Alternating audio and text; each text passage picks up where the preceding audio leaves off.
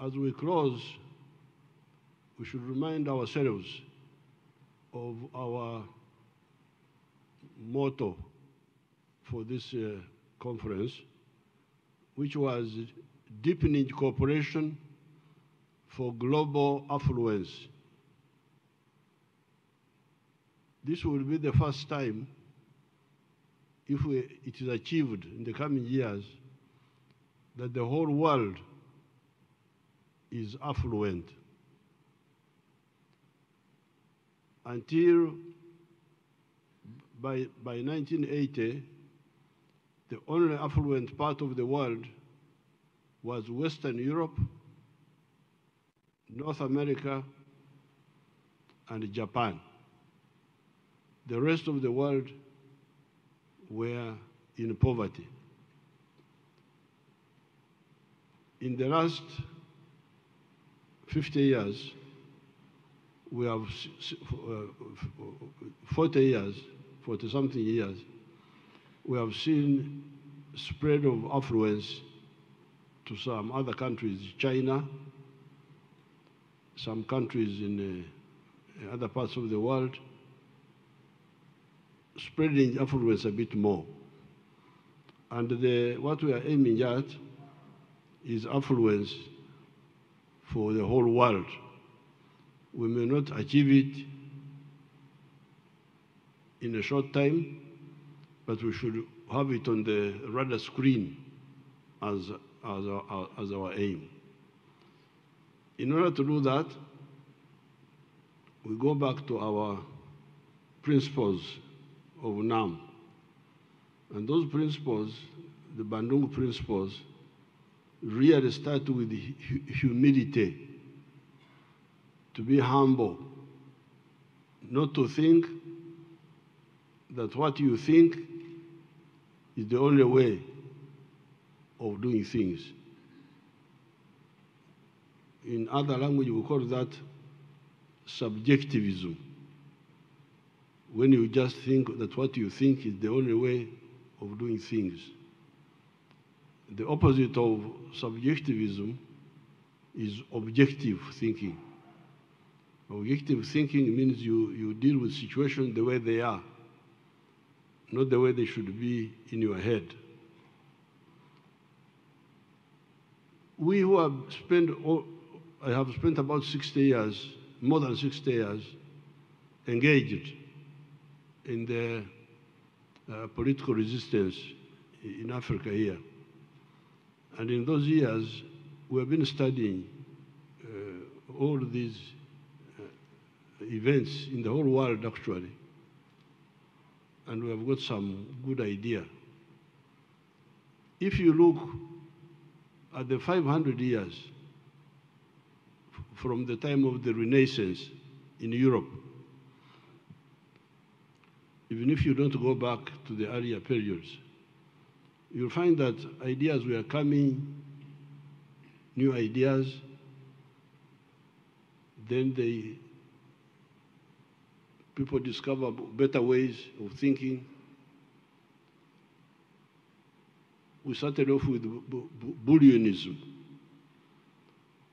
There was a thinking in Europe that Bullionism is the correct way of building wealth. That is gold, getting gold and silver. And some of the countries did that a lot, but they ended up being not developed. I don't want to mention individual countries. Therefore, after some time, it became clear that Bullionism was not the source of wealth. Then there were some thinkers in France who talked of they were called physiocrats. Physiocrats believed that wealth was only in agriculture. That if you emphasize agriculture, you will be prosperous. But after some time, a man called Adam Smith came along and wrote his book in the year 1776 entitled The Source of the Wealth of Nations. Where does the wealth of nations come from? And he was able to show that by private effort, free enterprise, by specialization and exchange, you can create wealth for the country. He was more correct than the others, Adam Smith.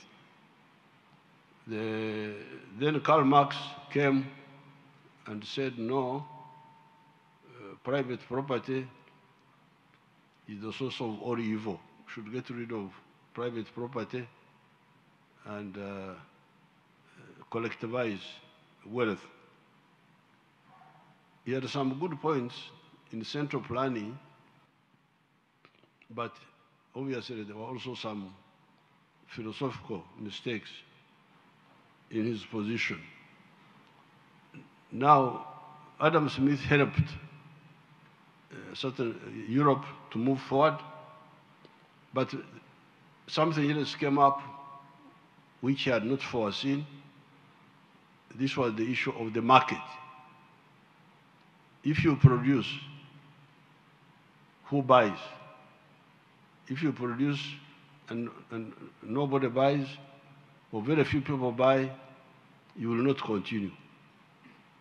That's how you got to the crisis in Europe of 1929, the collapse of the capitalist system, the depression. That's how now another thinker, Maynard Keynes, came along and said, you people, you forget the issue of aggregate demand. That even if you give money, free money to people in their pockets, they buy what is produced, it will help the economy. That's how the idea of the welfare state came, where to give money to people even when they are doing nothing. Now, you can see just in that period, so many ideas coming, going, coming, going. This is the correct way. Instead of wasting, I really feel sorry for some of these people. They come to lecture, you lecture me, you don't know what you are talking about. So therefore, now, I'm glad we are all here. I want to assure you that we seem to be on the right way, unlike the other people who are full of themselves and think that the only way is the way they think. When we were busy in our political struggles, they would come and ask me, are you pro-East or pro-West? I look at these people. Sometimes I would want to use bad words, but I would restrain myself and to say, do you think I'm an idiot? I am pro myself, I'm not pro anybody.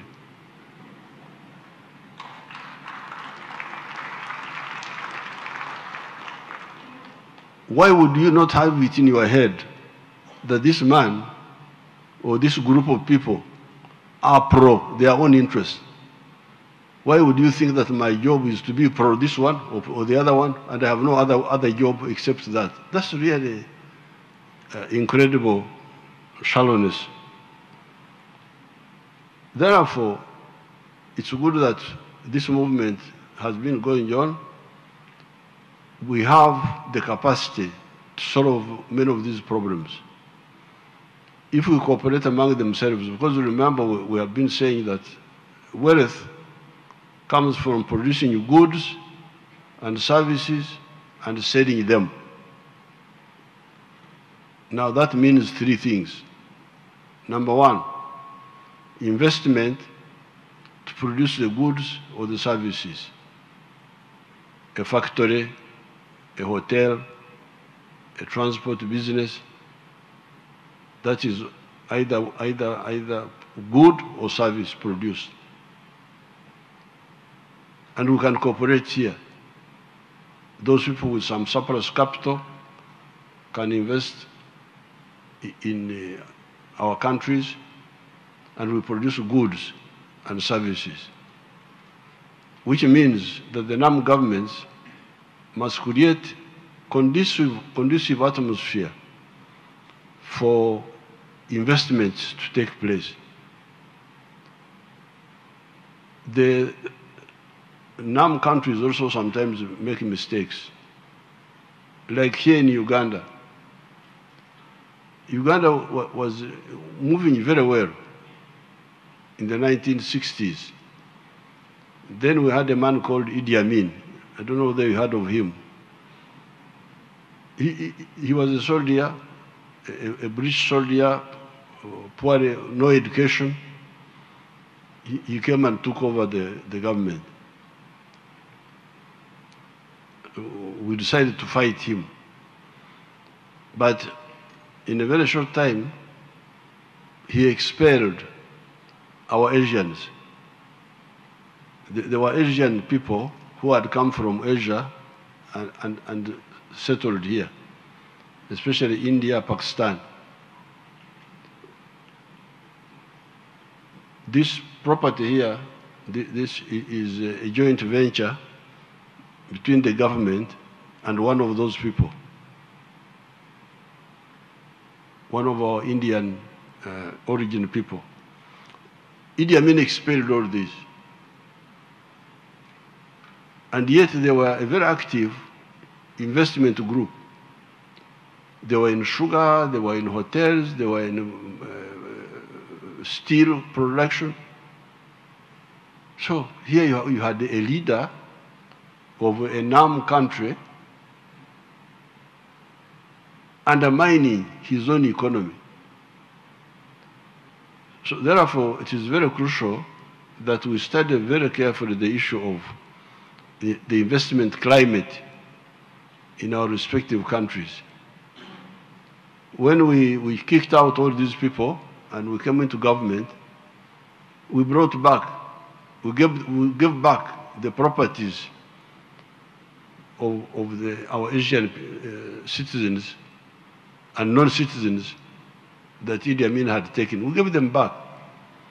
We had a hot debate in Parliament. Some people saying this, some other. We said no, they must get back their properties. And they got their properties.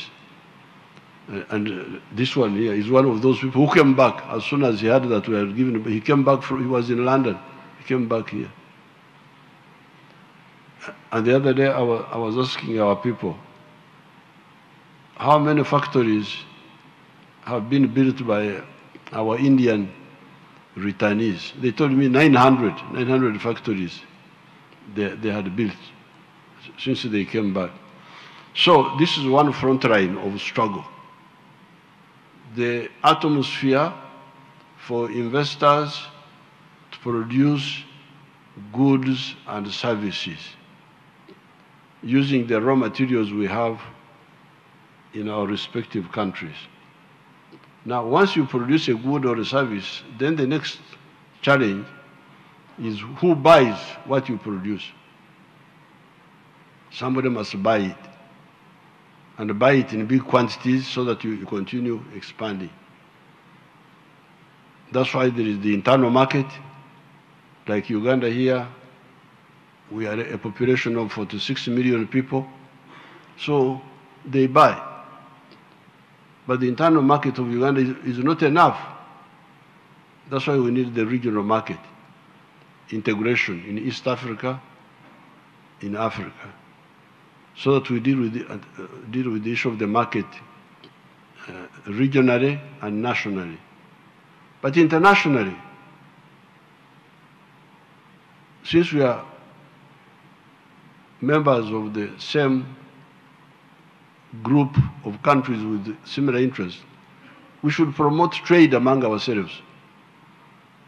Because when I buy from you, I'm supporting your prosperity. And when you buy from me, you are supporting my prosperity. And we shall I don't know how the Secretariat is organized of NAM and of G77 to bring ideas of how we can promote and expand interstate trade among the NAM countries. We, the Africans, have been supporting, we, the Ugandans here, have been supporting the prosperity of others from our pockets by buying what they produce. You hear that I have been around for a long time. By 1962, when Uganda got independence, I was 18 years old, and I was already active as a youth, and I was following everything. At that time, we were buying British products because we were a British colony.